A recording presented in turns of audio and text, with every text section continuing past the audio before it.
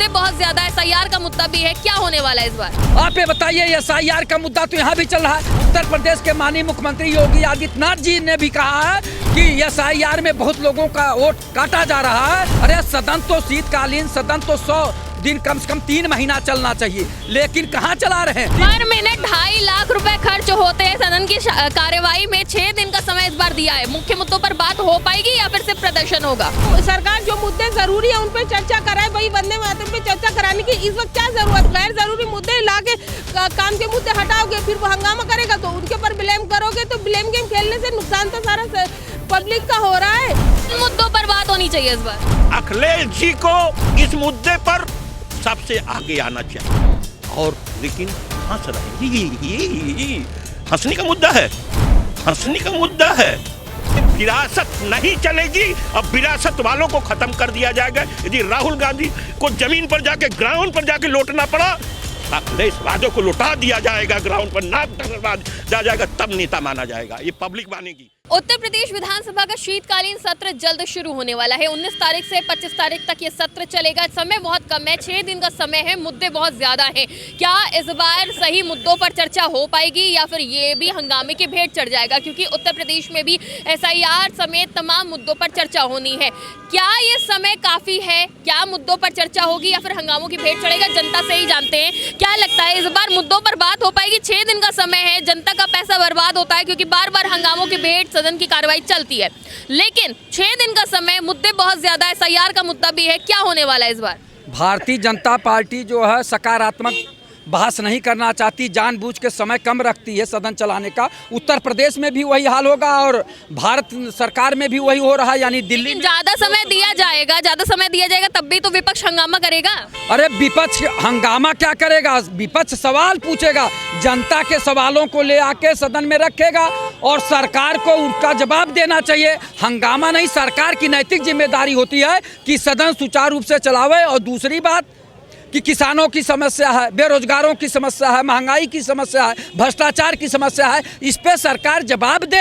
और सरकार से ये लोग पूछेंगे, प्रतिपक्ष के नेता लोग जो है सवाल करेंगे। पूछने के लिए समय दिया जाता है, लेकिन विरोध प्रदर्शन में सारा समय निकाल देता है ना विपक्ष। देखिए, सरकार अगर चाहे तो सदन सुचारू रूप से चलेगा। सबसे ज्यादा जिम्मेदारी सरकार की होती है, सत्ता पक्ष की होती है।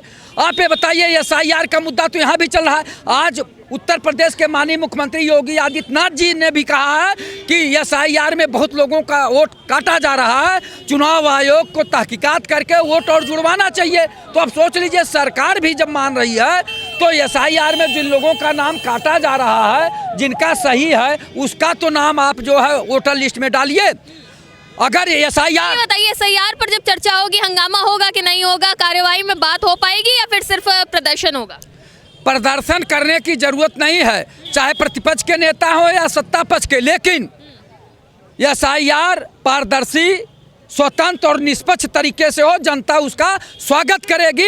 लेकिन सरकार, भारतीय जनता पार्टी की सरकार चिकित्सा, शिक्षा, रोजगार, स्वास्थ्य से जो है बहस नहीं करना चाहती। मूल मुद्दे से ध्यान भटकाने के लिए हो हल्ला करने लगते हैं। कारण है कि उन्हीं का जो है विधानसभा अध्यक्ष है और उन्हीं का जो है नेता सदन है। तो ये लोग जानबूझकर जो है प्रतिपक्ष के आवाज़ दबाने के लिए प्रतिपक्ष का आवाज़ नहीं दबा पाते हो, जनता के मूल समस्याओं को सदन पे रखने नहीं देना चाहते।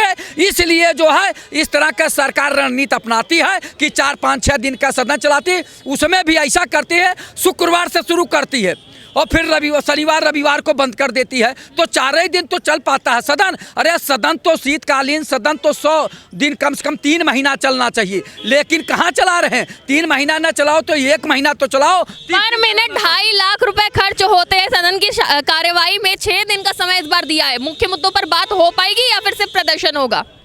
देखिए, प्रदर्शन भी जो विपक्ष है वो मुद्दों पे ही कर रहा है, तो ये तो सरकार की जिम्मेदारी है कि सही से माहौल बनाए और उन मुद्दों पे चर्चा करे जो जरूरत के मुद्दे हैं, जो विपक्ष चाह रहा है। विपक्ष पब्लिक की तो बात, कार्रवाई के दौरान हो हल्ला करना और जब सवाल पूछने का समय आए उस टाइम वॉकआउट कर जाना, ये क्या सही होता है?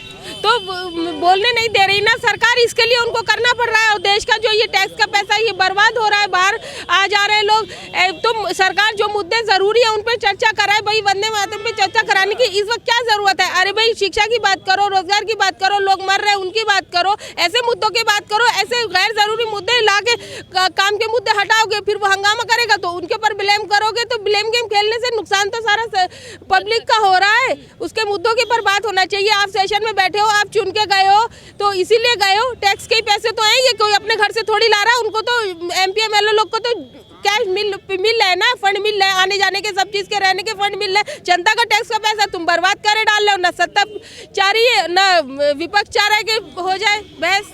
कौन नहीं करना चाहता है बात? कौन समय बर्बाद करता है सदन की कार्यवाही का? क्या इस बार बात हो पाएगी कि नहीं?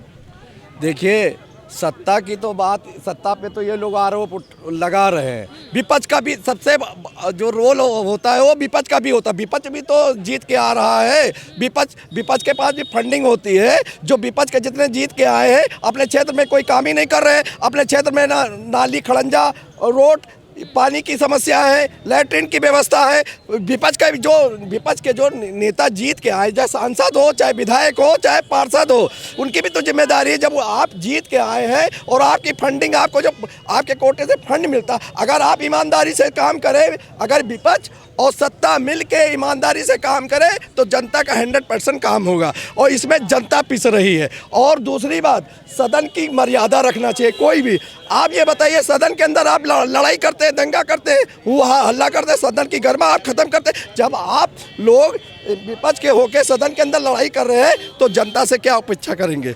जहाँ जनता का जरा सा अगर गलत बोल देती है तो उसके खिलाफ कार्रवाई होती है। तो ऐसे लोगों को भी, जो सदन में कोई व्यक्ति हो, चाहे विपक्ष का हो या सत्ता का हो, अगर सदन में दंगा करता है और सदन की मर्यादा को कलंकित करता है तो उसके ऊपर भी सजा होनी चाहिए। बिल्कुल। देखिए, किन मुद्दों पर बात होनी चाहिए इस बार? ऐसा है कि जो सदन की कार्रवाई हो रही है, हम लोग देख रहे हैं आंखों देखे। ये जो उत्तर प्रदेश के मुख्यमंत्री रहे हैं और अपने पिता के पुत्र जो राजतंत्र के हैं, वो बोलते नहीं हैं। और राहुल गांधी से मैं सहमत हूँ।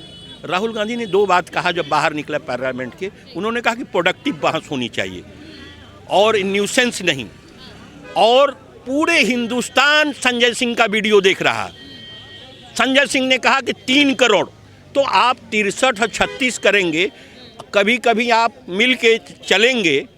यदि योगी जी का रिश्तेदार है तो भाई ठीक है, रिश्तेदारी घर पर रहेगी, लेकिन राजनीति में जनता का हित तो सर्वोपरि है ना। तो यहाँ हो रहा है 63 और 36। अखिलेश जी को इस मुद्दे पर सबसे आगे आना चाहिए। और लेकिन हंस रहे हैं, हंसने का मुद्दा है। यदि 3 करोड़ लोग मुद्दे पर एक छोटी सी पार्टी जिसका कोई अस्तित्व नहीं है उत्तर प्रदेश के अंदर, उसका नेता कह रहा 3 करोड़ वोट पर इस पर बहस हुई, कहा मेरे पास रिकॉर्ड है, EVM पर बोला, सब कुछ बोला। ये नहीं बोल सकते। ये विरासत नहीं चलेगी। अब विरासत वालों को खत्म कर दिया जाएगा। यदि राहुल गांधी को जमीन पर जाके, ग्राउंड पर जाके लौटना पड़ा, अखिलेशवादियों को लौटा दिया जाएगा, ग्राउंड पर नाक दरवा दिया जाएगा, तब नेता माना जाएगा। ये पब्लिक मानेगी।